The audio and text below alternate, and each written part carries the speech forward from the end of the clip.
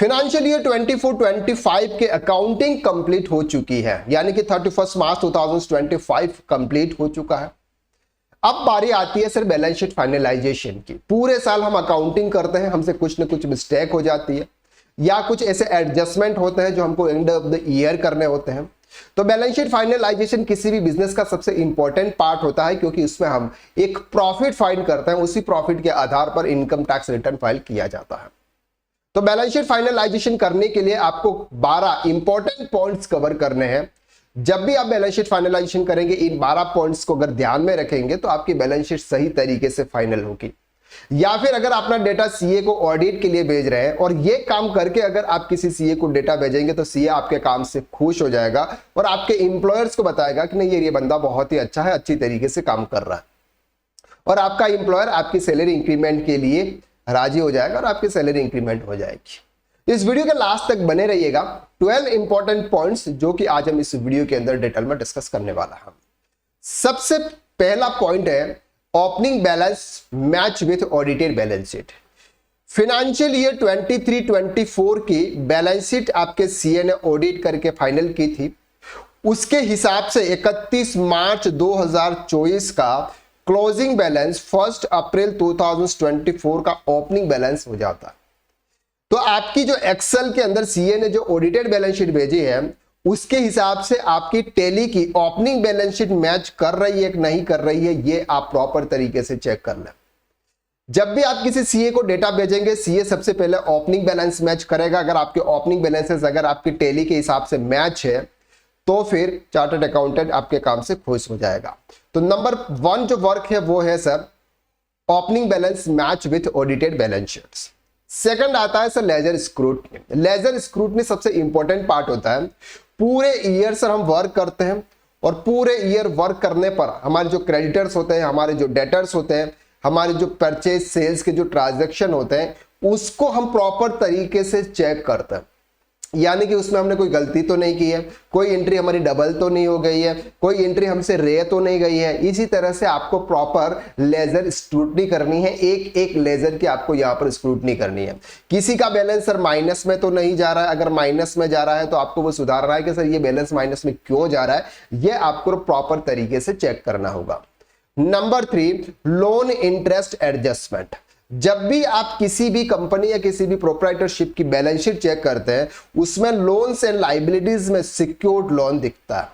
अगर secured loan है तो उस सिक्योर्ड लोन की आपने बैंक के हिसाब से बैंक स्टेटमेंट को देखते हुए आपने लोन की एंट्री पास की थी, और लोन की एंट्री में लोन प्रिंसिपल अमाउंट और इंटरेस्ट अमाउंट दोनों होते हैं। लोन का जो अमाउंट होता है सर वो आपके लोन अकाउंट से डिडक्ट होता है, प्रिंसिपल अमाउंट जो होता है वो लोन अकाउंट से डिडक्ट होता है, और जो इंटरेस्ट का जो अमाउंट होता है वो पीएनएल में ट्रांसफर होता है। तो एंड ऑफ द ईयर आपके जितने भी लोन है, लोन के अकाउंट से उन सभी लोन के आपको स्टेटमेंट मंगवाने हैं या फिर आपको इंटरेस्ट सर्टिफिकेट मंगवाना है, और एक आपको लोन इंटरेस्ट एडजस्टमेंट एंट्री पास करनी है आपको 31 मार्च 2025 को। नेक्स्ट है क्रिएट एंड एडजस्ट प्रोविजंस। सबसे पहले बात करते हैं सर एडजस्ट के। प्रीवियस ईयर यानी कि 31 मार्च 2024 को आपने कुछ प्रोविजंस क्रिएट किए होंगे, जैसे सैलरी हो गया, रेंट हो गया, वेजेस हो गया, इलेक्ट्रिसिटी हो गया, इन सब के आपने प्रोविजंस क्रिएट किए होंगे। उसका पेमेंट आपने अप्रैल 2024 में किया होगा। तो सबसे पहले तो आपने उसको एडजस्ट किया है कि नहीं किया, आपकी बुक्स के अंदर आपको ये देखना है कि प्रीवियस ईयर के जो प्रोविजंस आपने क्रिएट किए थे या पे चार्टर्ड अकाउंटेंट ने प्रोविजंस क्रिएट किए थे उसका पेमेंट आपने किया है या फिर आपने उसको एडजस्ट किया है नहीं किया। नेक्स्ट आएगा सर आपका क्रिएट। इस साल के अगर कोई प्रोविजंस है, जैसे फॉर एग्जांपल मार्च मंथ की सैलरी हम अप्रैल में पे करते हैं, मार्च मंथ का रेंट हम अप्रैल में पे करते हैं, मार्च मंथ का जो वेजेस होगा अगर आपका मैन्युफैक्चरिंग बिजनेस है तो आप अप्रैल में पे करोगे, मार्च मंथ का इलेक्ट्रिसिटी बिल आप अप्रैल में पे करोगे। तो ये कुछ पेमेंट होते हैं जो इस एक्सपेंसेस हमारे इस ईयर के हैं लेकिन हम पेमेंट नेक्स्ट ईयर करते हैं, इसके लिए हमें उनके लिए प्रोविजंस क्रिएट करने होते हैं। तो 31 मार्च 2025 के दिन यानी कि स्ट्राइक डेट के पहले आपको क्या करना है सर, प्रोविजंस को क्रिएट कर देना है, जिससे आपका एक्चुअल प्रॉफिट यानी कि एक्चुअल एक्सपेंसेस आपके बिजनेस के अंदर शो हो और आपका नेट प्रॉफिट एक्चुअल में आपका आ जाए। नेक्स्ट है sir cash negative balance adjustment. आपको सिर्फ ये चेक करना है कि आपकी बुक्स का जो कैश है वो बैलेंस आपका नेगेटिव में तो नहीं जा रहा है। एक एक दिन का बैलेंस आपको चेक करना है। अगर हम मंथ वाइज चेक करते हैं तो कभी कभी सर हमारा मंथ वाइज तो हमको दिखता है कि नहीं पॉजिटिव है, लेकिन अगर हम डे वाइज चेक करते हैं तो किसी दिन बैलेंस नेगेटिव में जाता है। तो आपको डे वाइज भी आपका बैलेंस नेगेटिव में नहीं जाना चाहिए। अगर चार्टर्ड अकाउंटेंट के पास अगर ये डेटा आप सेंड कर लेंगे और जिस समय वो चेक करेंगे उनके ऑडिटर्स और फिर वो देखेंगे कि सर आपका बैलेंस इस दिन को नेगेटिव में जा रहा है, फिर आपको वो बताएंगे कि आप ये एडजस्टमेंट करके ले आओ, आप ये करो वो करो। इससे बेटर ये रहता है कि आप ही ये काम खुद करके ले जाए उनके पास ना। Next, match tally data with 26 AS and AIS report. 26 AS के अंदर हमारा किसी भी पर्सन ने TDS डिटेक्ट किया हुआ है, इसके हिसाब से आप अपनी बुक्स के अंदर TDS को मैच कर लें और वो वाली जो इनकम है उनके अप्रोप्रिएट हेड के अंदर अपनी टैली के अंदर भी इसको रिकॉर्ड कर दें। AIS रिपोर्ट के हिसाब से आप चेक करें कि आपने कोई किसी इन्वेस्टमेंट तो नहीं किया, आपने शेयर मार्केट में इन्वेस्टमेंट नहीं किया, कोई प्रॉफिट तो आपका नहीं आया, किसी पर TDS डिडक्ट तो नहीं हुआ। ये रिपोर्ट सब आपके AIS के अंदर दिखती है, उसी को भी अपनी बुक्स के हिसाब से प्रॉपर तरीके से मैच करें। Next, GST match, tax liability and ITC comparison. सबसे इंपॉर्टेंट पार्ट्स होता है GST रिकंसिलिएशन। पूरे साल हम जो काम करते हैं, हम इनकम GST की रिटर्न फाइल करते हैं, GSTR 1, GSTR 2B, GSTR 3B, ये सब हम कर लेते हैं, लेकिन एंड ऑफ द ईयर हमें टैक्स की लायबिलिटी क्या आ रही है, ITC का जो कंपेरिजन है जो हमारे GST पोर्टल पर हमको शो होता है, वो प्रॉपर तरीके से चेक करें। Tally data match with GSTR 2B, आपका जो भी ITC है वो आपकी टैली के हिसाब से मैच करें कि आपने सर जितना परचेस किया हुआ उतना ITC आपके GSTR 2B में आया है कि नहीं आया, और जितना ITC आपके GSTR 2B में आया है उसका आपने GSTR 3B में ले रखा है या नहीं ले रखा। नेक्स्ट आएगा sir set of output tax liability against input tax credit. ये एंट्री एवरी मंथ करना सबसे जरूरी होता है कि आपका जो आउटपुट है उसके सामने आपने इनपुट को किस तरह से सेटल किया है। अगर आपने आउटपुट CGST आउटपुट SGST की और इनपुट CGST इनपुट SGST के लेजर अगर आपने सेपरेट क्रिएट किए हुए हैं तो आपको ये एडजस्टमेंट एंट्री जरूर करनी होती है। अदरवाइज आपका जो प्रॉपर तरीके से आपका ड्यूटीज एंड टैक्सेस का जो लेजर्स है, जो ग्रुप है, वो प्रॉपर तरीके से दिखेगा नहीं, और जब चार्टर्ड अकाउंटेंट उसको ऑडिट करेगा और जब इसका IT के साथ में मैच करेगा, GST के साथ में प्रॉपर तरीके से मैच नहीं होगा तो वो फिर आपको बोलेगा कि सर आप ये मैच करके ले आओ। इससे बेटर ये रहेगा कि प्रॉपर तरीके से आप उसको मैच कर लें। नेक्स्ट आता है depreciation calculation and entry. Depreciation अगर आप एज ए प्रोप्राइटरशिप की या पार्टनरशिप की अगर आप बैलेंस शीट फाइनलाइजेशन करना चाहते हैं तो आपको WDV मेथड से डेप्रिसिएशन चार्ज करना है। उसमें आपको दो चीजें ध्यान रखनी है। अगर आपने कोई नई एसेट्स इस साल में परचेस की है तो मोर देन 180 डेज और यूज लेस देन 180 डेज। अगर यहाँ पर है तो 100% डेप्रिसिएशन, अगर यहाँ है तो 50% डेप्रिसिएशन आपको कैलकुलेट करना है। तो डेप्रिसिएशन का एक चार्ट होता है, उस चार्ट के हिसाब से आपको डेप्रिसिएशन कैलकुलेट करना है। जो अमाउंट आ जाता है उसकी एंट्री आपको 31 मार्च 2025 को आपके बुक्स के अंदर डेप्रिसिएशन की एंट्री पास करनी है। नेक्स्ट आएगा sir raw material convert into finish goods. अगर आपका मैन्युफैक्चरिंग बिजनेस है तो आपको रॉ मटेरियल से फिनिश गुड्स में कन्वर्ट करना होगा।